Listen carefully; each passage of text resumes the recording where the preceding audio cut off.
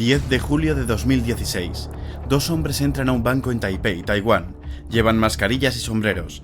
Uno de ellos vigila la entrada, mientras que el otro se acerca al cajero automático. Pero hay algo raro. No retira dinero con una tarjeta, tampoco lo está intentando forzar. Solo espera y sucede la magia. Comienzan a salir miles de dólares automáticamente. Todo lo que tiene que hacer es recoger el dinero. Pero de pronto una persona se acerca. Inmediatamente abortan el plan y se van. El taiwanés encuentra $60.000 tirados en el suelo e inmediatamente llama a la policía. Aunque a simple vista parece un robo poco profesional y sin importancia, en realidad este es solo una pieza del mayor robo bancario en la historia, un atraco que nadie vio venir. Más de 100 bancos en al menos 40 países, más de $1.000 millones robados. Un esquema tan perfecto que sigue actuando a día de hoy. Esta es la historia de Carbanak, el robo digital del siglo. En Rusia, un empleado bancario, probablemente un administrativo, recibe un correo electrónico. No parece sospechoso. Llega con el asunto urgente, nuevas normas del comercio del Banco Central. Un archivo que hay que revisar cuanto antes. Dentro del correo, un documento Word, protegido con contraseña, como tantos otros. La nota indica contraseña CBR, el nombre del Banco de Rusia. Al abrirlo, todo parece normal, pero detrás se esconde un código silencioso. Un solo clic fue suficiente para que los hackers entraran dentro de la red del banco. Así de sencillo, así de letal. Carbanak utilizaba una técnica conocida como spear phishing, ataques diseñados específicamente para cada víctima. No eran correos masivos, eran mensajes personalizados, simulaban ser compañeros de trabajo, jefes o incluso otros bancos importantes. Y venían dirigidos a personas concretas, empleados con acceso, usuarios con privilegios. El documento adjunto contenía una trampa, un exploit que aprovechaba errores no corregidos en Windows. Al abrirse, inyectaba el malware directamente en el ordenador. Una vez infectado el primer ordenador, los atacantes no actuaban con prisa. Comenzaban una fase de reconocimiento. Analizaban al usuario comprometido, sus accesos, sus permisos. Observaban sus movimientos. El malware instalado era extremadamente completo. Podía registrar cada tecla pulsada, grabar la pantalla del usuario, capturar vídeos en tiempo real, copiar archivos, enviar comandos remotos y, sobre todo, mantenerse invisible. En la siguiente fase, el malware ralentizaba el ordenador ejecutando tantos programas en segundo plano como fuera posible, esperando que uno de los empleados del banco eventualmente se comunicara con el soporte para arreglarlo. Y eso fue exactamente lo que pasó. El empleado ruso, frustrado porque su ordenador iba cada vez más lento, llamó al soporte técnico. Cuando el técnico llegó hizo lo habitual, ingresó las contraseñas de administrador e intentó resolver el problema. Pero sin saberlo, acababa de abrir una puerta. En ese momento toda la seguridad del banco quedó comprometida, gracias a un keylogger, un programa que registra cada tecla pulsada. Los hackers obtuvieron las contraseñas de administrador y ahora podían iniciar sesión en la cuenta e infectar la red restante del banco. Carbanak tenía ahora acceso absolutamente a todo. Desde ese punto, los hackers comenzaron a desplazarse por la red. Se movían lateralmente de un equipo a otro, buscaban servidores críticos, ordenadores de los administradores, sistemas internos de pagos. Y lo más escalofriante, no robaban inmediatamente. En promedio, Carbanak pasaba entre 2 y 4 meses en cada banco antes de actuar. Durante ese tiempo no dejaban de moverse, infectaban decenas, a veces cientos de equipos dentro del mismo banco, creaban una red interna que dominaban por completo. Desde dentro veían cómo funcionaba el banco, qué procesos seguían los empleados, cómo se aprobaban las transferencias, qué pantallas usaban, qué horarios tenían, qué accesos se otorgaban, grababan sesiones, capturaban pantallas, analizaban formularios. Sabían exactamente cómo operar desde dentro, sin dejar ni una sola huella. Con ese conocimiento, Carbanak dio el siguiente paso. Usaron las credenciales robadas para conectarse como si fueran uno más del equipo. Entraron a los sistemas internos y desde ahí replicaron paso por paso lo que habían visto. Solo había una diferencia: el destinatario del dinero. Esa imitación precisa fue lo que les permitió pasar desapercibidos. No forzaban nada, no rompían nada. Cada transacción parecía salir del mismo lugar de siempre. Los sistemas bancarios no disparaban ninguna alerta porque técnicamente no se estaba haciendo nada fuera de lo común. Todo estaba autorizado, todo tenía sentido, todo parecía humano. Modulaban su creatividad, evitaban los horarios de mayor supervisión. Nadie notaba el rastro porque no había rastro. Carbanak no solo se instaló en los bancos, se volvió parte de ellos. Utilizaban 3 métodos principales para retirar el dinero, todos igual de efectivos, todos ejecutados por el propio sistema interno del banco. El primero, los cajeros automáticos. Los hackers enviaban órdenes directamente a las redes internas de los cajeros automáticos. En horarios exactos, en lugares cuidadosamente elegidos, hacían que un cajero comenzara a expulsar billetes como si alguien estuviera allí sacando dinero. A la hora precisa, una mula aparecía, recogía el dinero y se iba. Carbanak trabajaba con mafias rusas y moldavas para coordinar a las mulas en Europa del Este.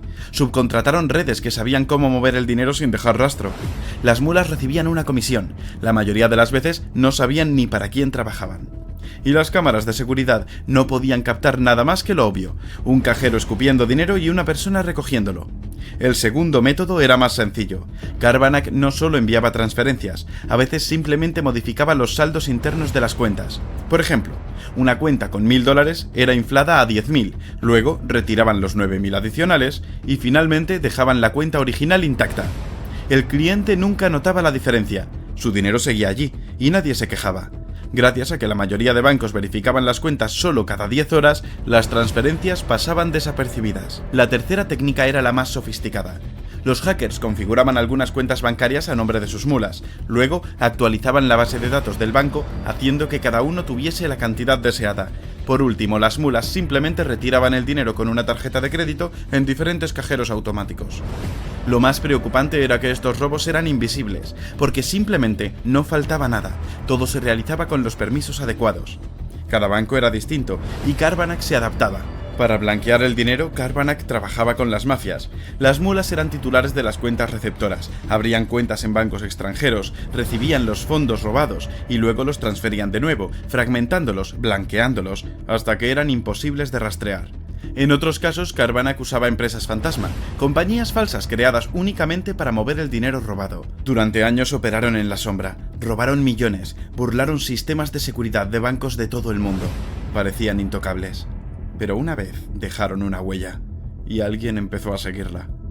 En la primavera de 2014, en Ucrania, una serie de cajeros automáticos comienzan a expulsar dinero, pero uno de los bancos lo detecta. Fue entonces cuando contrata a una firma de seguridad con sede en Moscú, Kaspersky Lab. El equipo de Kaspersky revisa el disco duro de cada uno de los cajeros automáticos afectados en busca de malware, pero no encuentran ni una sola actividad sospechosa, ni un solo rastro a seguir. Nada. Unos meses después, en plena noche, uno de los empleados de Kaspersky recibe una llamada.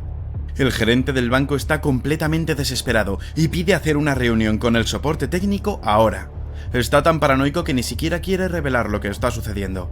Teme que su teléfono y sus correos electrónicos han sido hackeados e insiste en una reunión personal lo antes posible. Resulta que el controlador de dominio del banco estaba enviando datos confidenciales a servidores desconocidos en China. El controlador de dominio es el servidor más importante de cualquier empresa, y si puedes acceder a él, tienes el control absoluto. Esto significa que quien quiera que tenía acceso a este servidor podía hacer de todo, desde ver datos insignificantes de clientes hasta agregar o retirar fondos. El equipo de Kaspersky, sorprendidos por el hecho de que alguien haya hackeado el controlador de dominio de un banco que vale miles de millones de dólares, no pierden el tiempo y se ponen a trabajar. Analizan cada teléfono, cada ordenador conectado a la red bancaria interna. Al principio no encuentran nada sospechoso, sin embargo, algunos ordenadores tenían instalado el software VNC, un software que permitía ver y controlar un ordenador de forma remota. Al preguntar al banco al respecto, descubrieron que nadie lo había instalado. Uno de los expertos de Kaspersky pensó que alguien debía estar espiándolos ahora. Para probar su teoría, abre un documento de Word en blanco en uno de los ordenadores y escribe en ruso: «Hola». Esperan unos segundos y de repente el cursor del ordenador se mueve y comienza a escribir: «No nos atraparás». Después de unos días, el equipo de Kaspersky encuentra el malware. Este era muy parecido a otro troyano bancario ruso conocido como Carverb, uno de los más famosos de su tiempo. Carverb fue desmantelado, pero su código quedó flotando en foros clandestinos. Carbanak lo tomó como base y lo mejoró, lo adaptó a sus fines y lo convirtió en una herramienta de acceso remoto, espionaje y control bancario. Uno de los archivos de malware se llama Anunak, así que deciden llamar a este grupo Carbanak. En total, Carbanak robó más de 9 millones de dólares a este banco y se inició una investigación, pero no pudieron encontrar ningún rastro y el caso finalmente se suspendió. Unas semanas después, Eugene Kaspersky, el director ejecutivo de Kaspersky Labs, viaja a una conferencia de ciberseguridad en Singapur.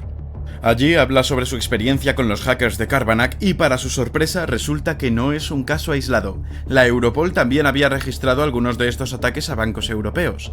Había cientos de informes similares en distintos países. Y pronto, las autoridades se dieron cuenta de que estaban frente a una operación internacional. A partir de ahí, comenzó la cacería. La Europol tomó el mando de la coordinación internacional, el FBI y agencias de todas partes del mundo, todos se sumaron. Analizaron servidores, correos, cada fragmento servía para reconstruir la red. Kaspersky también colaboró, compartió muestras del malware, indicadores de compromiso, IPs, todo lo necesario para que comenzaran a construir el caso. Así se formó el grupo JCAT. Al principio no pudieron encontrar ninguna pista relevante, hasta que uno de los empleados de Kaspersky encontró un pequeño error en el código del malware. Este error permitió a los expertos enviar una solicitud al servidor de comando y control de Carbanak. En otras palabras, si enviaban un mensaje específico a este servidor, recibirían una respuesta. Sin embargo, había un problema.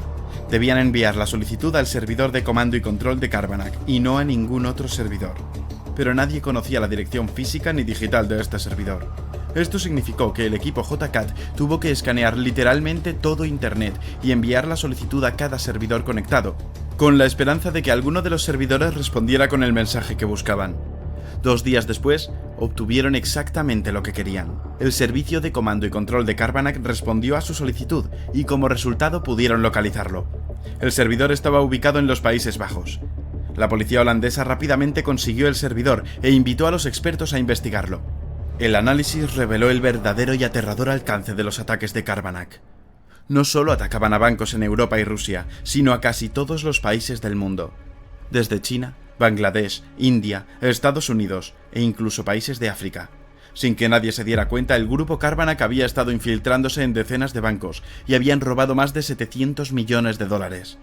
Después de saber esto, la investigación se volvió mucho más seria. JCAT comenzó a cooperar con aún más agencias de inteligencia, como la CIA y las agencias de inteligencia rumanas, rusas, moldavas. Prácticamente medio mundo estaba buscando a Carbanak. Poco las pistas se fueron enfriando y parecía que este grupo había desaparecido por completo. Pero este no sería su final. Taiwán, 2016. El grupo ha vuelto a la normalidad, pero 2 de las mulas son inexpertas y causarían un gran problema para Carbanak. Mientras retiran dinero de un cajero automático, un residente taiwanés se acerca a sacar dinero. Al acercarse, las 2 mulas se ponen tan nerviosas que se van y olvidan $60.000. Sorprendido por el extraño comportamiento de los 2 hombres, el taiwanés decide llamar a la policía. La policía taiwanesa, después de ver las imágenes de los cajeros automáticos, inmediatamente se dan cuenta de que algo no cuadra. Así que la policía envió a más de 500 oficiales a revisar todas las grabaciones de las cámaras de seguridad de la zona. Y finalmente rastrearon la dirección de los 2 hombres. En unos días la policía pudo identificar a 22 sospechosos. El grupo Carbanak estaba ahora en serios problemas. Y aunque 19 de los 22 ya habían escapado de Taiwán, 3 seguían allí, completamente solos e intentando esconder millones de dólares. Uno de los sospechosos restantes era Andreas Peregudovs, el supuesto líder de la operación, y después de ver su cara en la televisión nacional, decide deshacerse del dinero. Va a una zona montañosa cerca del Parque Dongwu en Taipei, esconde 2 bolsas llenas de efectivo y procede a viajar a la provincia de Yilan. Los otros 2 miembros de la banda aún están en Taipei, pero ellos deciden guardar su parte del dinero robado en unas maletas. Dejan las maletas en la estación de tren y solo unas horas después 2 hombres llegan, recogen las maletas y regresan tranquilamente a un hotel. Lo que no sabían es que cientos de policías los estaban vigilando a través de las cámaras de seguridad. Cuando llegan y dejan las maletas en su habitación, bajan a comer algo al restaurante del hotel. Fue entonces cuando la policía finalmente actúa y arresta a los 2 hombres. La policía también pudo capturar a Andreas Peregudovs ese mismo día. Los 3 son sentenciados a más de 4 años de prisión. La policía taiwanesa logró lo que nadie más había conseguido hasta ese momento. Y aunque los hombres arrestados eran solo mulas, peones que sabían muy poco sobre cómo operaba realmente Carbanak, su captura fue clave. Fue el primer paso para abrir una puerta que hasta entonces había permanecido completamente cerrada. España, 2018. La policía española está investigando a una organización criminal que blanquea dinero en España. Con la ayuda de la Interpol, analizan registros de tráfico, siguen direcciones IP, transacciones en criptomonedas, cuentas sospechosas, y un patrón comienza a aparecer. En el centro, un nombre, Denis K., un informático ucraniano, uno de los clientes de esta organización. Tras investigar a fondo a este hombre, se revela que tiene vínculos con la mafia rusa y moldava, y que había coordinado varios ciberataques para ellos. Habían estado cooperando desde 2013. El trato era el siguiente. La mafia proporcionaba las mulas, y Denis K. pagaba un 40% de todas sus ganancias. Denis no tenía antecedentes. Vivía en Alicante. El 6 de marzo de 2018, un equipo especial de la Policía Nacional, apoyado por agentes de la Europol, entran en su casa. No hubo disparos, no hubo resistencia. Denis K. con otros 3 miembros del grupo son arrestados. Al allanar su propiedad, la policía encuentra cajas llenas de joyas, 2 BMWs y 15.000 bitcoins. En ese momento valían alrededor de 169 millones de dólares, actualmente más de 1.000 millones. El proceso judicial fue largo. España lideró los cargos, pero había pedidos de extradición. Otros países reclamaban justicia. Las investigaciones continuaron, más mulas fueron arrestadas en Rumanía, más redes se desmontaron, pero lo esencial ya estaba hecho. Denis K., ciudadano ucraniano, creador del malware, director de la operación, y el cerebro detrás del mayor robo bancario digital, fue arrestado. Desde finales de 2013, Denis coordinó el grupo desde España. No necesitó moverse, no necesitó verse con nadie. Toda la coordinación la hizo online, a través de foros privados. Incluso entre los miembros de Carbanak, mantenían el anonimato. El núcleo del grupo lo formaron 4 personas. Denis K. como desarrollador principal, 2 operadores técnicos encargados de dirigir los ataques diarios y un 4º miembro que se ocupaba de la infraestructura, servidores, redes, campañas de phishing, despliegue de herramientas. Todos ellos eran de nacionalidad rusa o ucraniana. El resto de los 1.000 millones de dólares nunca se encontró, y aunque Denis K. supuestamente era el líder del grupo, Kaspersky Labs cree que aún hay muchas más personas involucradas en esto. Y con esto terminó la historia de Carbanak, ¿o no? Entre 2018 y 2020 se documentaron nuevos ataques con el sello de Carbanak, bancos en Europa del Este, transferencias falsas, cajeros expulsando efectivo. Nada había cambiado. Se sospechaba que antiguos miembros del grupo siguieron usando las herramientas. En paralelo, otros grupos con la misma estrategia aparecieron, uno de ellos llamado Fin7. Fue identificado por las autoridades estadounidenses. También robaba millones, también usaba phishing. También fueron conectados, al menos parcialmente, con la operación Carbanak. A pesar de los arrestos, el grupo sigue activo a día de hoy y siguen robando millones cada año. Después de Carbanak, los bancos cambiaron, se reforzaron, implementaron nuevos protocolos, adoptaron tecnologías de detección avanzada, revisaron sus redes internas, realizaron simulacros. Pero en el mundo digital no hay blindaje perfecto, porque si algo ha demostrado Carbanak es que el riesgo nunca desaparece, solo cambia de forma.